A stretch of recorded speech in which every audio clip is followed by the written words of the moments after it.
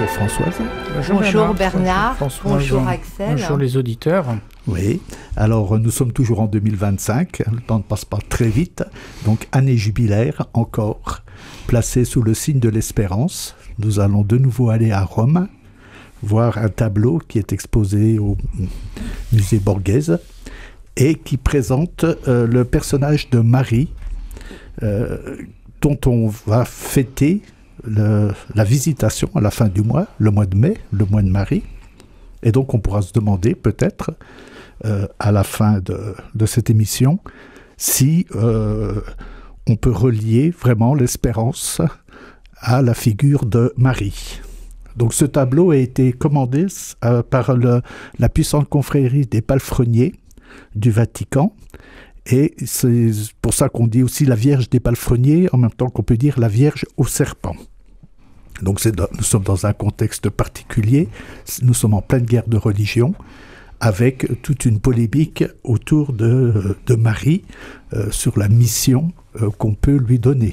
Est-ce qu'elle est vraiment l'intermédiaire ou est-ce qu'on laisse cette mission uniquement à Jésus ? Bon, voilà, donc ça fait l'espérance, le rôle de Marie, ça fait déjà pas mal de questions auxquelles il faudra répondre. Et avant, je vais laisser Françoise présenter ce tableau.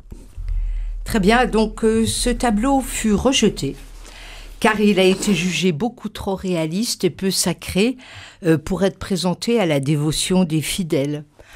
En décrivant ce tableau, vous allez comprendre pourquoi. Alors, un grand fond noir.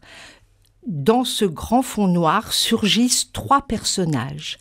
Anne, qui est représentée comme une femme de marché, une vieille roturière, une femme du quotidien, pleine de rides, bien qu'étant la patronne des palefreniers. Elle représente la première alliance de ses racines juives, la mère de la Sainte Mère de Dieu. Elle est juste éclairée par les deux autres personnages, la Vierge et l'enfant, qui sont eux très éclairés. Marie, tout d'abord, je vais vous présenter Marie, qui est très sensuelle, qui a une position penchée. Cette position penchée est une marque d'humilité. La couleur rouge sang de sa robe représente le combat qui est mis en valeur comme la chaleur d'une flamme dans la nuit, ce rouge mystère de l'incarnation. Marie, avec un geste de force délicate, soutient son fils sous les aisselles. Nouvelle Ève, elle est affirmée dans sa mission au ciel d'écraser son fils par son fils, le rampant. D'écraser le serpent. D'écraser le serpent par son fils. Voilà, tout va bien. Le rampant. Le fils, un enfant d'environ 11 ans, nu, il évoque la nudité d'Adam en son premier matin. Il a un petit air de dégoût, car le mal ne lui est pas agréable. Le fils concourt à aider sa mère, le nouvel Adam, jeu étonnant avec le serpent. Tous les deux écrasent le serpent. Marie ne peut rien sans l'aide de son fils. Elle triomphe par son fils. On peut remarquer le contraste entre les personnages qui sont posés et le serpent qui se débat. Nous sommes tous à l'heure de ce combat. Qu'en pensez-vous, Père Axel ? Écoutez, bravo Françoise, qu'ajouter de plus à ce que Bernard et vous avez dit ? Oui, Bernard le soulignait quand on a préparé combien ce serpent se débat, et c'est vraiment ce qui se passe aujourd'hui dans le monde. Tableau combien d'actualité, le mal ne se laisse pas faire, même s'il sait que son temps est compté, comme le rappelle l'Apocalypse. Et puis ce petit pied de Jésus qui appuie le pied de la Vierge Marie, sa mère, pour taire. C'est vraiment sur la gueule du serpent. On le voit tirer sa petite langue de venin. C'est taire le mal et surtout ne pas être en conversation avec le mal. Ce que malheureusement a fait Ève.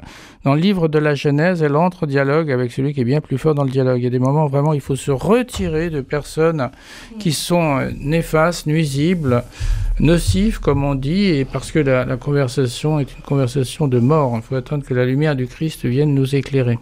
Oui, magnifique femme qui était une amie du Caravage, une femme très connue pour sa beauté et sa vie très pleine de charme, dirons-nous.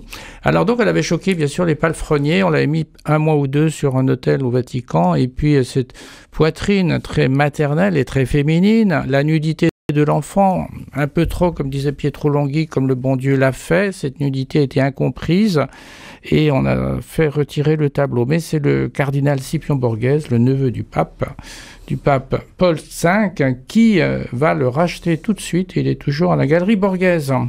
Oui, tableau à méditer pour nous rappeler que sans Marie, nous ne pouvons pas taire le mal. Et Marie, tout de suite, nous présente son fils.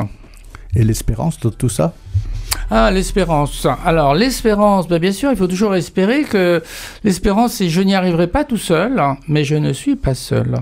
Il y a Marie et son fils, et toute la première alliance qui contemple le succès de la première alliance, le zénith de la première alliance, cette Sainte Anne magnifique, cette paysanne d'ombre et qui voit qu'elle a donné de la lumière au monde par sa fille.